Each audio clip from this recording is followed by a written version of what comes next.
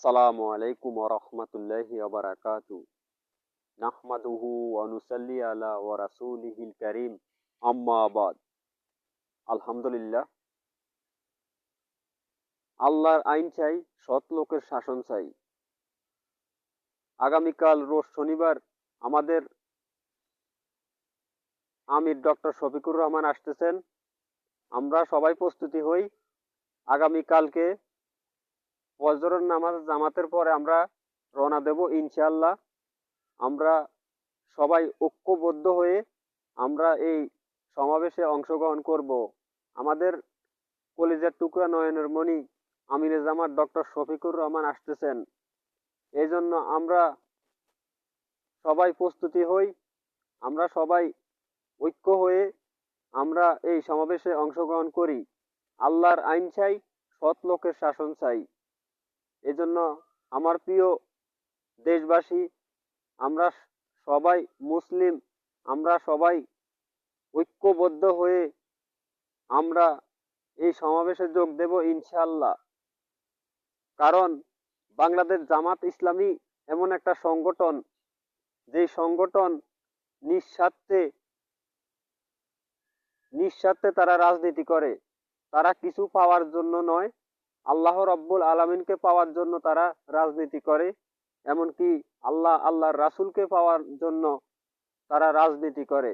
এই জন্য বিশ্ব নেতা জনাবে মোহাম্মদ রাসূলুল্লাহ সাল্লাল্লাহু আলাইহি সাল্লাম বলেছেন, ও দুনিয়ার মানুষেরা, তোমরা আমার আদর্শ কায়েম করো। কুরআন মাজিদে রব্বুল আলামিন বলেছেন, লাকাদ কানা লাকুম ফি রাসূলিল্লাহি উসওয়াতুল হাসানা। তোমাদের মধ্যে উত্তম আদর্শ হবে আমার হাবিব সাল্লাল্লাহু আলাইহি সাল্লামের আদর্শ। এই জন্য দুনিয়ার কোনো নেতা, দুনিয়ার কোনো নেত্রী তোমার আদর্শ হবে না।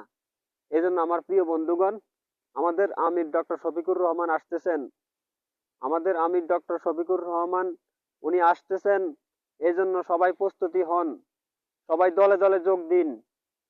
এই জন্য আমার প্রিয় বন্ধুগণ, আমার প্রিয় দেশবাসী, বাংলাদেশ জামাত ইসলাম তারা আল্লাহর কোরআনটাকে ক্ষমতা বসাতে চান। দুনিয়ার কোনো তন্ত্র মন্ত্র, মানুষের তৈরি করা আইন তারা বাস্তবায়ন করার জন্য চান না।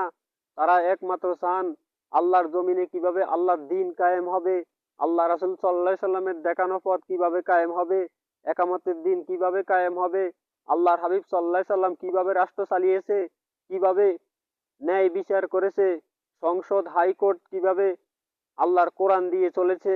এই জন্য আল্লাহ রাসূল সাল্লাল্লাহু আলাইহি সাল্লামকে ফলো করার জন্য বলছেন। আল্লাহ পাক রব্বুল আলামিন বলেন, ও দুনিয়ার মানুষেরা, তোমরা কোনো মানুষের গোলামি করতে যেও না।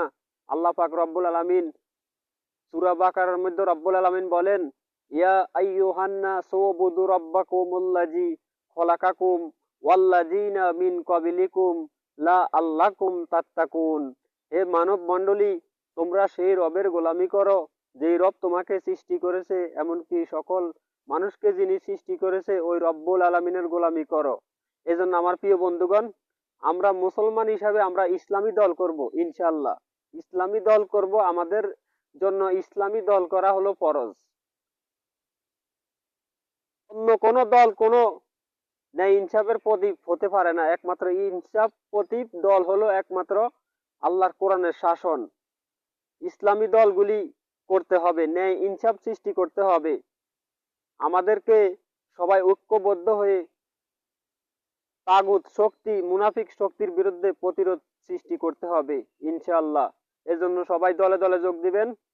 আসসালামু আলাইকুম ওয়া রাহমাতুল্লাহি ওয়া বারাকাতুহু। বাংলাদেশ জামাত ইসলাম জিন্দাবাদ, বাংলাদেশ ইসলামী ছাত্র শিবির জিন্দাবাদ, বাংলাদেশ জামাত ইসলাম জিন্দাবাদ।